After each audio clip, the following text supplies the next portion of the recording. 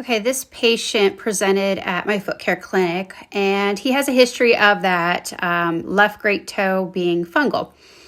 He's had that for years, and he had been applying Vicks to it to try to combat it. Sometimes Vicks works, sometimes it doesn't. Just depends on how far progressed the fungus is and if the patient uses it nightly, which a lot of patients say they do, but some don't. But this patient, I do believe that he did use it nightly, but I think the fungus had just already encapsulated below the nail bed there, and it took up so much space, just kind of detached that nail from the nail bed, which happens. So when this happens and they come in and they sometimes will say, I feel like the nail is loose, or it feels funny in my shoe, I generally will assess the nail, see if it's detached from the nail bed, and in this case it was. And so what I do with that is I cut them down. And I will cut it down to where the nail is attached to the nail bed. So a lot of times what you'll see is these nails are not completely removed from the nail bed. Maybe it's to the midline section that it's removed. So I cut that down to that midline section where it is attached is what I do.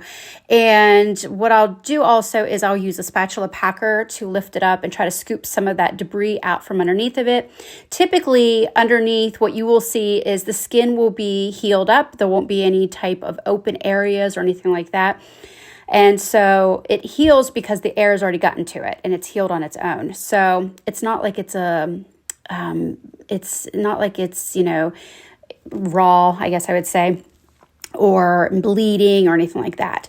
So you want to look underneath the nail and see what's going on under there and see how far you can cut down. On him, I could cut pretty much to the midline area. And when I got down to that portion, I could lift up and look beyond that even further and see what was going on underneath of it. And it looked like there was a little tiny, I would say, like a pencil tip area that really was not healed completely. So I was going to stop at that point. I wasn't going to cut down to there because I wanted to leave that nail on the nail bed to give that portion of the nail bed a covering to kind of protect it.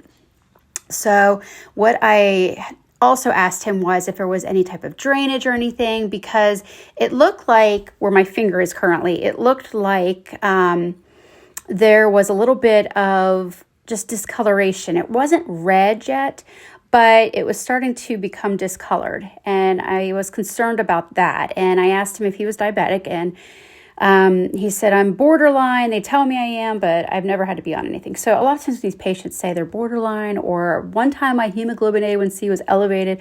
Anytime they tell me that, I just defer to, my fallback solution to this is go see a podiatrist, just get some other eyes on it just in case. Reason being that these infections can occur really fast if that is in fact what it is. And I'm not going to be able to solve that. A lot of times you get secondary infections related to fungus. And so that's most likely what happened here. And so I told him, I said, you could have this nail removed, which is probably what I would recommend, because a lot of times these come back, even if they grow back attached, there'll be fungus again. And so it's just problematic repeating itself usually. And so he agreed to go see a podiatrist and stuff. But what happens is if they do have an infection in there, it goes pretty fast. It can encapsulate, the toe area, because our feet are in dark, warm, moist areas. It happens fast. And what ends up happening is their whole big toe will become red and it will start seeping and oozing.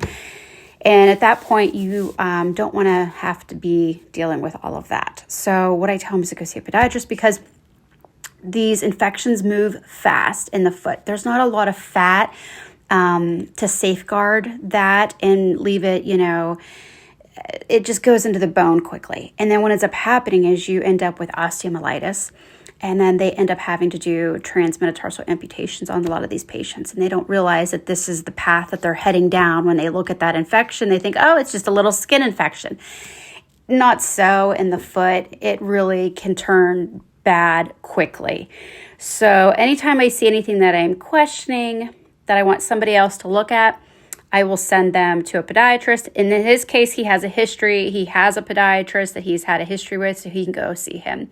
If he did not have a person he could go see, I would tell him to follow up with his primary care physician to get him into a podiatrist.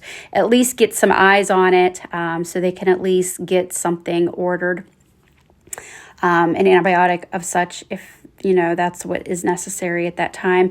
But the podiatrist would be able to remove that nail and, any type of infection and stuff. So that's why I always kind of refer to the podiatrist for these types of patients. And then I file that nail down. And what I do when I file these is I will use, sometimes I'll use a nail bit on them. Just depends on the nail type and what's going on. Sometimes I'll use a skin bit because his nail is thick. And he's got that skin underneath it. It's healed up and everything. I'm going to just go ahead and use a nail bit on it. But sometimes I'll use a skin bit if I'm questionable about where the skin meets the nail and all of that.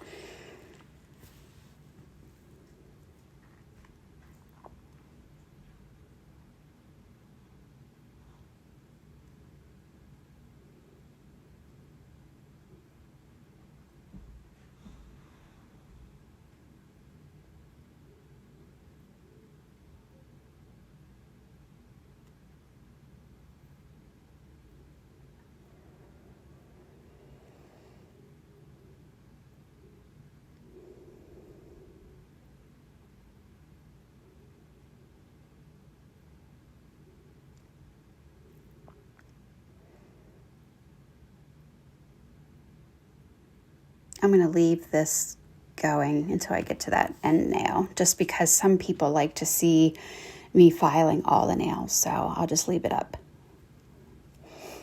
until we get to the end there.